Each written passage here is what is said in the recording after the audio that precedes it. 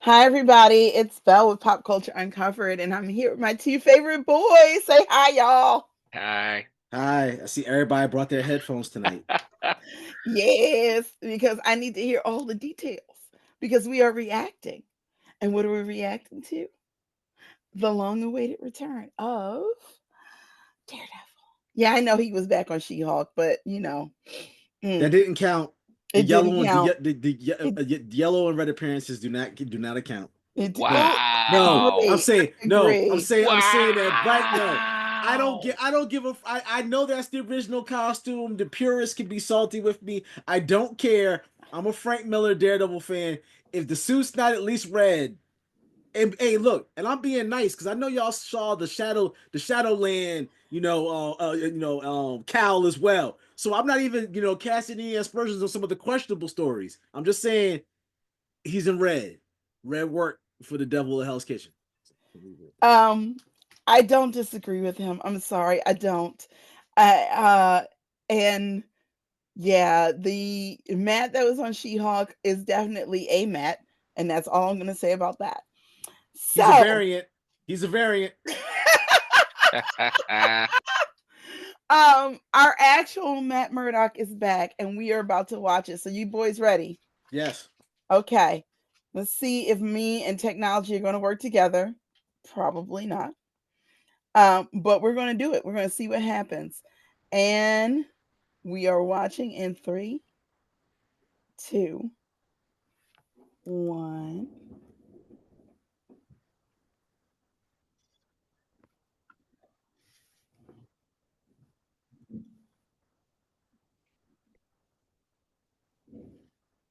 Oof.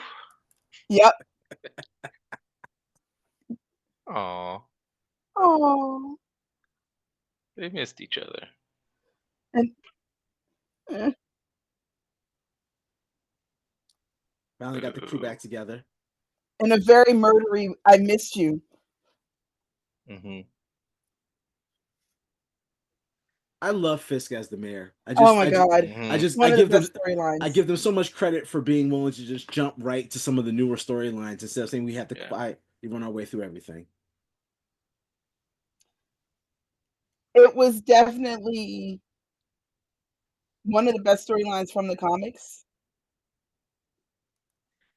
No, I absolutely agree. I love the fact that we're getting Frank Castle back. Yes. Like the only thing that could make this better would be if we had Spider-Man as well, and it was the three of them teaming up to get Fisk. That's the only thing that would make this better Cat. for me. Bullseye's back. Bullseye's back.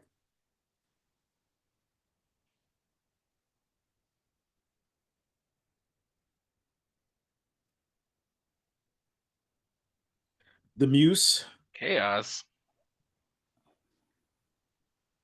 We got Oh, Frank. this. Frank's got a Well, hatchet. I don't want Frank to have a hatchet at all. So we got some of the Muse's victims. We Ooh. got the first appearance of the White Tiger, which we're going to talk Yep. about. Ooh. Matt with Still brutal. really great some bone break. Ah, all of the crappy costumes all lined up.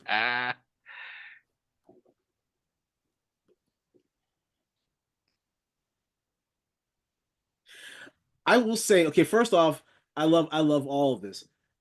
I swear, Charlie Cox Guys. is like the angriest Marvel character. Like you were like Matt Murdock is the type of person you're like. He always seems like he's simmering on the edge of exploding to begin with, and then Yes. and it's the Yes. any other Marvel character if they're screaming like that, I'm like, oh, is he having a moment?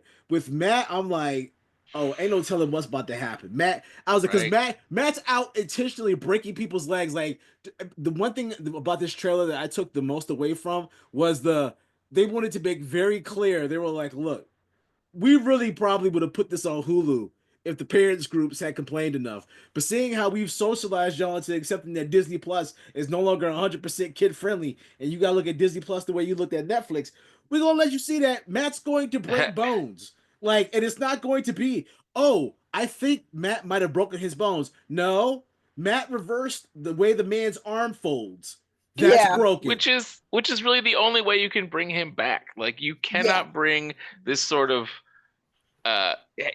half half measure version of the Daredevil that we've had, because even when Marvel, even when the MCU was up and down, and even when other branches of the sort of the Defenders shows were up and down, like Daredevil is one of the most consistent, um, delivered consistently and violently, and you need that.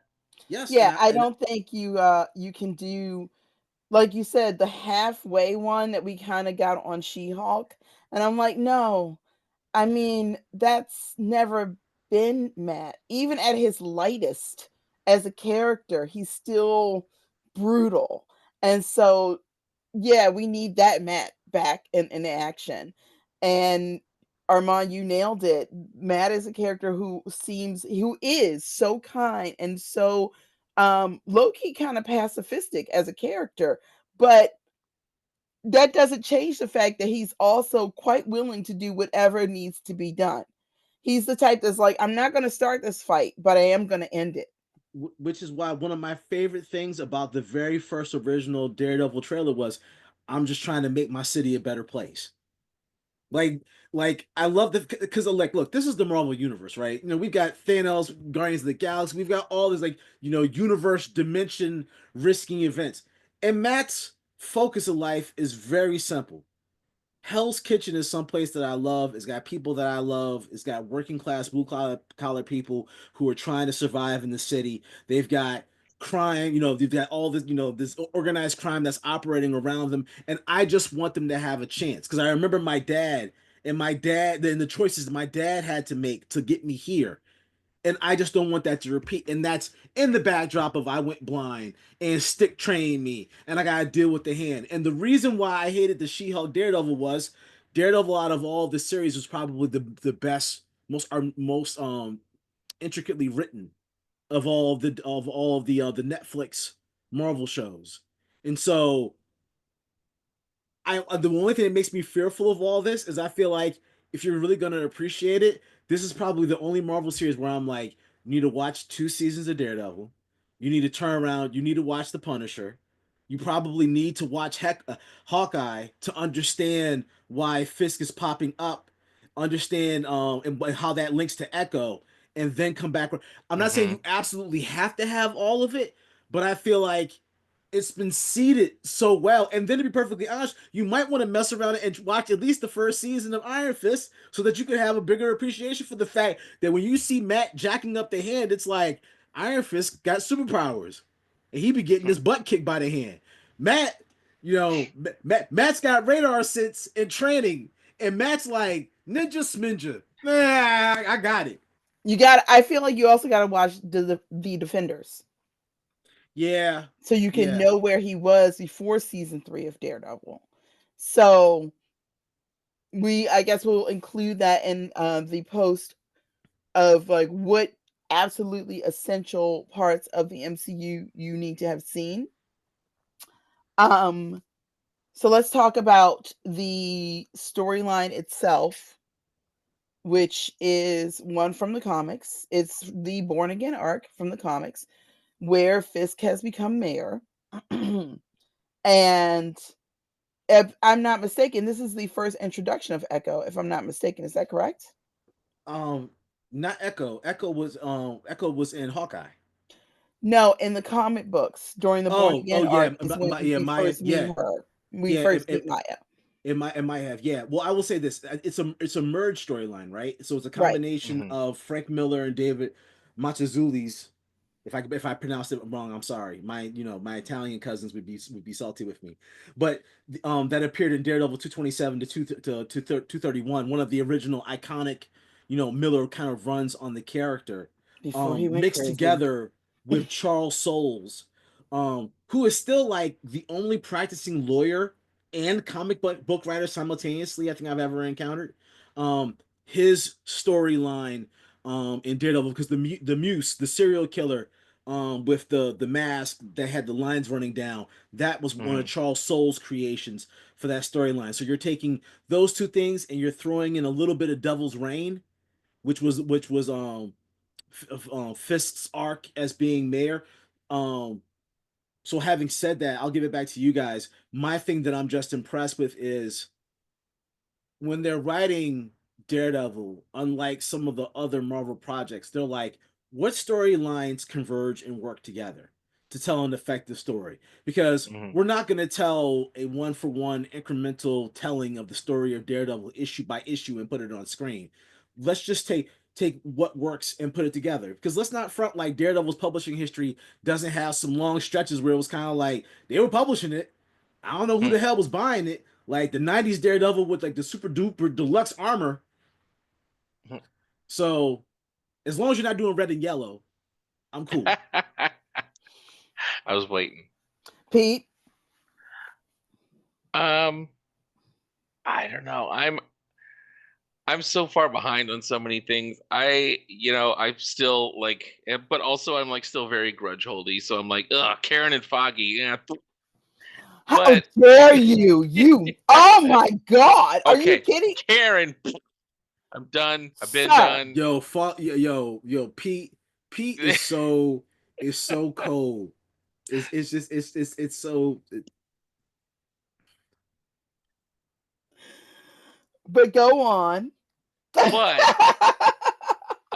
you know, I this just feels like a good faith like rebirth of this, and tone wise, like Echo did a really good job of keeping Fisk where we knew him and where he had him at, and even really kind of bringing out some new menace to him.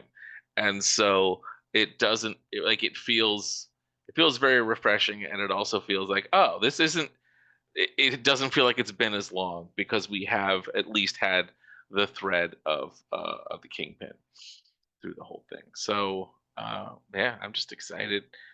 Uh, and yeah. there are a few projects I really can't even say this last year and a half that I've had a lot of Marvel stuff to be excited about. I mean, mostly because just fatigue from the whole thing. But so this feels like, all right, this is bringing back something that was really working when it went away. I gotta tell you, every time I hear people talk about Marvel fatigue, and I'm like, but you're a Lord of the Rings fan. How the frick are you suffering from Marvel fatigue What and you can survive Lord of the Rings? But I mean, nevertheless, Because it Lord of the took Rings like content takes like every 15 to 20 years do we get new Lord of the Rings right. I'm content. like, when was the last Lord of the Rings movie? And I don't watch the Hobbit movies. They're okay, No, those fine. don't count. I I just watched No. know them once. I've been So watching. there's three Lord of the Ring movies that I care No, about, and I only watch them when no, I'm I've been folding watching laundry. the So extended cuts for the last 10 years, and I still haven't made it through all of them yet. But I will say this, guys. even you had Marvel fatigue.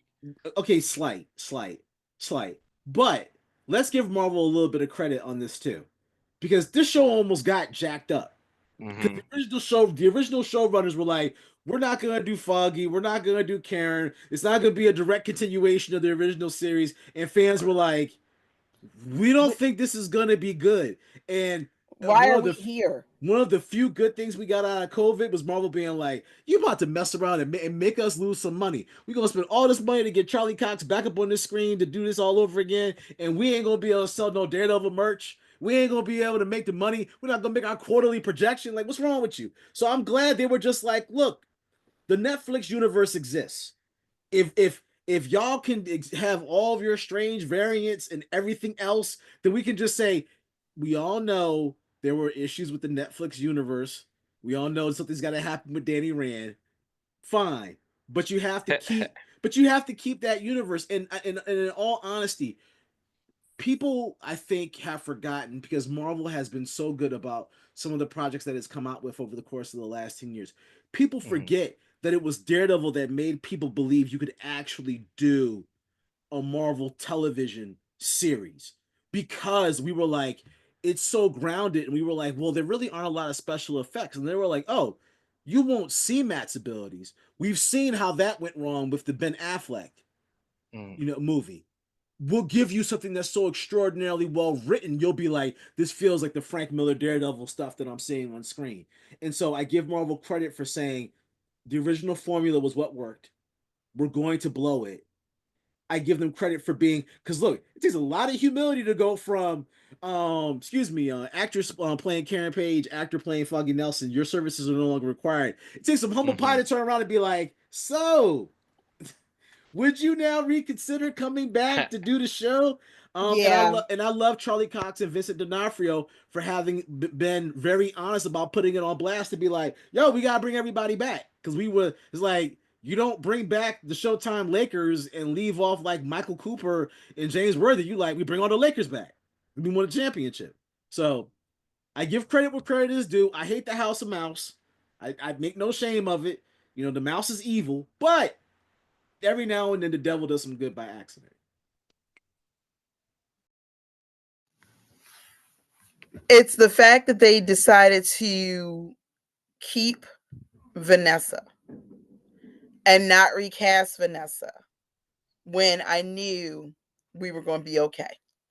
Because the performance that, and I'm going to say Ariel Zur gives as Vanessa is so nuanced and well done that to remove her as that character, and the young lady who they were going to cast to recast her as is an amazing actress. I watched her on Mr. Robot. She was fantastic on that show. But but we have not spent the last 3 years, 3 seasons with her. Don't recast. Don't do. And I really think that they did a good job. Like you said, the humble pie was served, and the fact that they were able to get everyone back, and I don't believe it's just Matt. I think it's the cast of all the shows back. I appreciate that they went, you know what? People have grown to love these characters, flaws and all. So, what we're not going to do is get rid of these characters. Um, Hmm. my biggest thing that I'm looking forward to is Muse being there is great. White Tiger being there is better. That character, and I wish that there's a couple of actors who I always saw in the part and they've aged out of the role. But I'm looking forward. I'm actually looking forward to not having a pre-decided expectation about how this character should go. I'm just looking forward to how they play out because I trust it more now. Mainly because they actually listened to the fans and went, you know what, you're right. You're right. And that's not saying that the fans should be running things, but if you have the cast who fans have grown to love over the course of 3 seasons, why would you slap the cast and the fans in the face? And the fact that they chose not to is one of the biggest reasons why I'm like, all right, we're good. So I am just so hype about this. I'm so hyped to see if Echo shows up. If Echo shows up, I will be so Hmm. happy because their relationship, Matt and Maya's relationship in the comics is so complicated and so interesting. And the changes that they've made in the show with Wilson, with Echo, I'm very curious to see how that plays out with the slight changes that they've made with how she and Matt actually meet the first time. But other than that, this is I'm just ready. I'm ready. I'm ready. I'm ready. I'm ready. Let's I'll say go. this before you close it out, Belle. I'm excited about Bullseye. Bullseye is my favorite Marvel psychopath. There have been very few things that I've enjoyed as much as Bullseye when he was, especially, which he's never been like a type of character that could carry a book, but he was one of the most entertaining things in Dark Avengers, where he's sitting in jail and he's like, "Oh, God and I are best friends because God creates things and then I take them off the board. Maybe I'm the only person who understands God. Maybe I'm God's best friend." And everybody's response is, "I don't think he needs to go to the bathroom today. He just needs to be on his meds and in his cell chained up because he's jolly crazy." So I like that because I feel like Matt's like Daredevil's always one of those characters where he, his rogues gallery matters, and they're defining for him. I do like the fact that we're not going to get the the woman in the fridge, you know, Bullseye has killed Elektra, and now therefore there's a beef. I like the fact that the dynamic between the two of them will be something different. Um, but look, I think, I mean, I think Bullseye has always been an absolutely perfect foil for Daredevil. He does something to Matt on an interpersonal. I think it's the senselessness of how Bullseye kills that drives Matt to a place where he can't manage it anymore. Where now you get back to the reason why the Punisher Daredevil kind of bromance is always kind of dancing on that edge, where it's like Matt's the type of person to stop a serial killer. He's like, I'm already going to hell. I don't want to do it, but there's a question in my mind about whether or not, and I'll say my favorite comic moment was after Bullseye had killed Elektra and Matt went to saw him in the hospital and played Russian roulette with him because he wanted him to feel powerless. And it's like that, it's that type of hatred between the two of them. So I think that's great. And I'm going to be honest, I thought Vincent D'Onofrio should have won an Emmy for his portrayals of Fisk. I think his portrayal of Fisk in season 1 of Daredevil was probably one of the most complex, most layered villain performances I've ever seen before, where it's the only time that Marvel has done anything where I'm like, you could have taken Daredevil out and given me a whole season of Fisk establishing Hmm. his reign, and I would have watched that and would have tuned in for it, because D'Onofrio's ability to convey Wilson Fisk's intelligence and his patience and his strategy combined with his ferocity and the fact that you're dealing with somebody who can either intellectually beat you, verbally undress you, or snap and take your head and crush it by slamming it with a door. Any one of the things are in play. Oh, and he killed his dad, of which he contemplates on the regular basis. So, just all the way across the board, I'm excited for this. This is one of the few series where I'm like, I haven't watched anything and everything. I think I've got a couple of episodes of the original Daredevil series I haven't finished. I Hmm. know I never finished the Defenders. I'm gonna have fun spending February working my way through everything. Because the last absolute thing I'll say is, and the fight choreography for Daredevil is probably the best out of any Marvel project outside of some Russo brothers, Captain America And fight scenes. I'm gonna jump in and say, actually, no, you're right. Period. Don't even. There's no addendum. There's no addendum. Winter Soldier came close, and the scene in Civil War where Bucky just takes out every single Avenger at one behind the other, but overall, no, because Daredevil, and I'll tell you why. Daredevil did it more consistently and had to keep doing it week after week after week for over the course of 3 seasons. So they gave us cinematic set pieces over the course of 3 seasons, and it happened every week.